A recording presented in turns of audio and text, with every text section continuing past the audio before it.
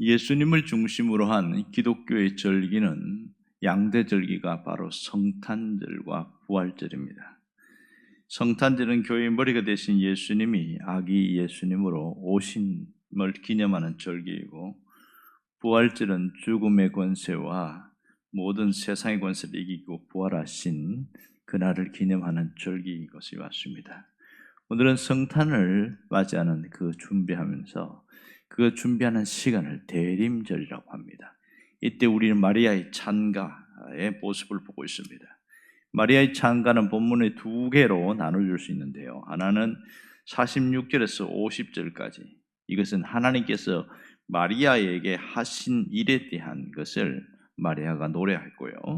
그리고 51절부터 55절은 하나님께서 예수 그리스도를 통하여 세상에 하실 일에 대한 것을 찬양하고 있는 부분입니다. 마리아는 하나님이 내게 큰 일을 행하셨다 이렇게 얘기하고요. 그리고 오늘 51절부터 보면 예수님께서 오셔서 세상에 어떠한 일을 행하실까를 말하고 있습니다. 예수님이 행하시는 일은 대략 오늘 여기에서 세 가지로 구분되고 있습니다. 먼저 첫 번째는 예수님이 이 땅에 오셔서 교만한 자를 꺾으신다 그렇게 말합니다. 51절에 보면 그의 팔로 힘을 보이사 마음의 생각이 교만한 자를 흩으셨고, 그 다음에 52절에 보면 권세 있는 자들을 그 위에서 내리치셨으며 이렇게 이야기하고 있습니다. 자, 여기 보면 결국은 51절은 근본적인 조치라고 한다면 52절은 현실적인 조치라고 할 수 있습니다. 자, 근본적인 조치는 어떻게 되냐? 마음이 교만한 자를 흩으셨다. 이 교만이라는 것이 어디서 시작되냐 하면 마음의 생각에서 시작됩니다. 결국 교만은 모든 죄의 뿌리라는 것을 알 수가 있습니다. 모든 거기서부터 문제가 일어나기 시작합니다. 그렇게 어떤 겸손한 사람도 교만하면 부패하기 시작하는 것을 말합니다. 자, 여기서 교만한 자, 권세를 가진 자, 뒤에서 나오는 부한 자, 이게 다 동의어입니다. 자, 이런 사람들의 특성이 있는데 한마디로 말하면 이런 자들은 하나님을 두려워하지 않는 자들입니다. 또한 하나님이 필요 없다고 하는 자들이고요. 또한 그들은 하나님의 자리에 자신이 앉아 있고요.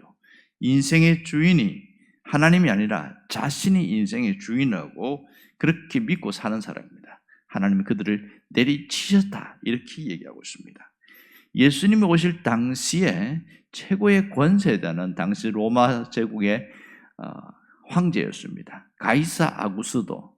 그러니까 가이사 아구스도가 이제 로마 황제가 바로 황제인데, 이 황제가 가이우스 옥타비아누스 세계사에는 그렇게 기록되어 있습니다.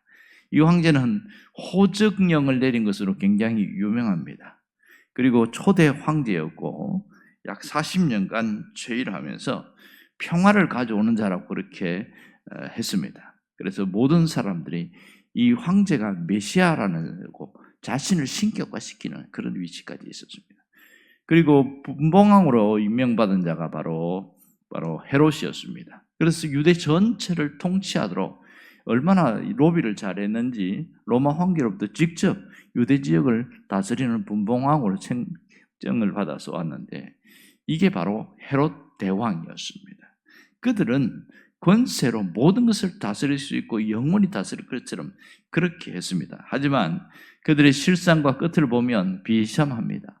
이 헤롯 왕은 자기가 의심병이 들어서 자기 아내도 죽이고 자기 사촌도 죽이고 다 죽이고 이상한 병에 걸려갖고 아주 미쳐버려가지고 그렇게 해서 죽었습니다. 그리고 옥타비아누스 황제는 초대 황제로서 어떤 공화정 정치에서 왕정 정치로 바뀌는데 한 40년간 잘 다스렸죠. 하지만 그도 오래 살지 못했습니다. 로마의 황제들이 다 단명을 했는데 그 이유는 그들이 먹는 어떤 납성분에 있었다, 그런 얘기도 합니다. 어쨌든 그렇게 신처럼 군림하던 그들도 결국은 무너지는 것을 오늘 얘기하고 있습니다. 예수 그리스도를 오면 모든 자들이 그들을 물리치신다, 이렇게 꺾으신다는 얘기를 하고 있고요. 두 번째는 비천한 자를 높이시고 줄인 자를 배부르신다는 얘기입니다. 52절에 보면 비천한 자를 높이셨다 이렇게 말합니다. 하나님은 비천한 자들을, 연약한 자들을 그대로 두지 않고 높이시는 그런 분, 예수 그리스도가 그렇게 일을 하신다는 얘기고요. 그리고 또 줄인 자를 좋은 것으로 배부르신다. 이것이 주님이 오셔서 하는 일이었습니다. 그런가 하면 부자는 빈손으로 보내셨다는 것을 말합니다. 53절에 보면 부자를 빈손으로 보내셨다. 이 부자라는 것은 특성이 뭐냐? 자기 소유로 살아가는 것을 삼는 정체성입니다. 그래서 성경 예수님이 부자는 천국 가기 어렵다 이런 얘기를 하는 것은 돈이 많아서가 아니고 자기 소유가 모든 것이기 때문에 그 속에는 하나님이 머물 장소가 없는 것이 대부분이었습니다.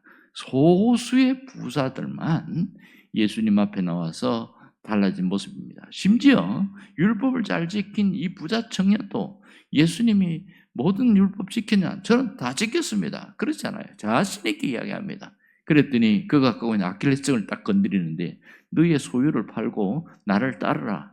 그랬더니 근심함에 갔습니다. 왜냐하면 자기 소유가 전부거든요. 하나님보다 더 소중한 것이 자기 소유였기 때문에 그런 것을 보면 부자가 그 소유를 놓는 것이 쉬운 일이 아니다. 주님이 그렇게 얘기하고 있습니다.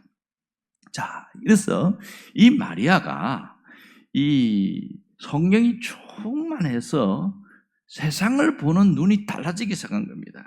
지금 자기 태중에 있는 그분이 세상을 다스리실 그분이라는 것을 바라보기 시작하니까 외적으로 보면 자신은 갑자기 아이를 가졌으니까 돌에 맞아 죽을 위험성도 있고 비난받고 심각한 문제가 생긴 거죠.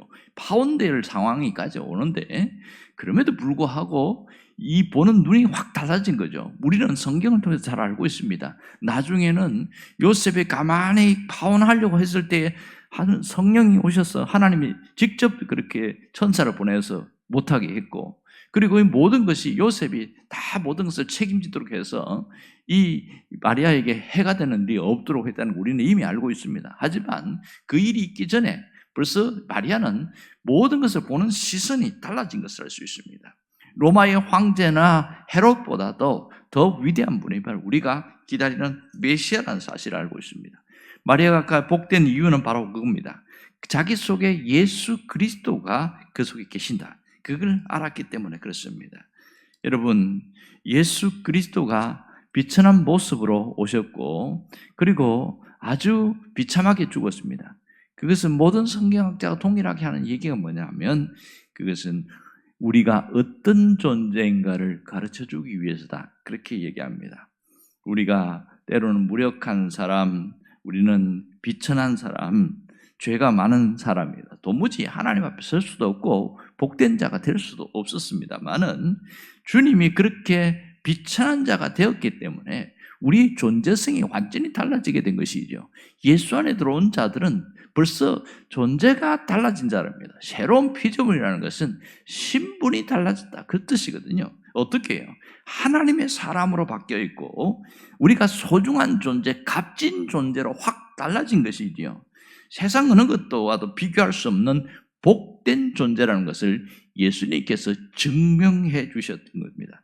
그래서 그 예수님이 오시는데 가장 연약한 여인의 몸을 통해서 또 가장 누추한 구유를 해서 오셨다는 것은 굉장히 중요한 겁니다. 우리가 대림절을 맞이하면서 두 가지 신앙이 있어야 되는데 하나는 기다림에 대한 신앙이고 하나는 기억하는 신앙입니다. 여러분, 마리아가 갖고 있는 최고의 복은 뭐냐면 기다릴 줄 알았습니다. 메시아를 기다릴 줄 알았습니다. 그리고 하나님의 약속이 이루어질 것을 기억하고 있다는 것이죠. 우리에게 가장 중요한 것은 바로 이 마리아와 같은 그런 모습이지 않겠나 생각합니다.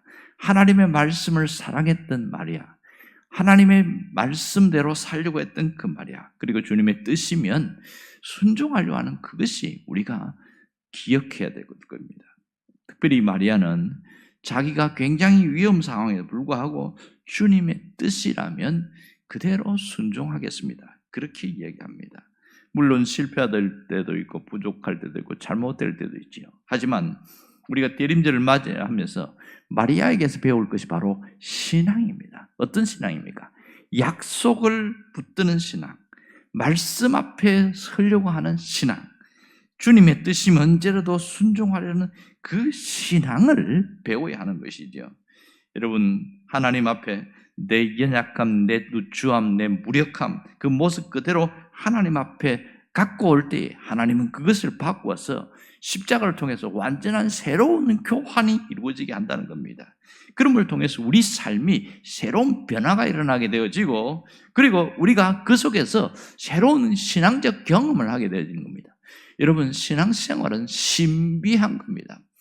그런데 이것을 깨닫는 사람은 끊임없이 지식으로 머무는 신앙에 있는 사람들이 굉장히 많습니다. 그래서 오래 다니면 다닐수록 지식에 머물러 있어서 신앙의 신비함 속에 들어가지 못하는 거예요. 여러분, 30년을 예수를 믿었으면 성탄절을 벌써 30분을 지냈습니다. 이 얘기를 얼마나 지겹도록 많이 들었어요.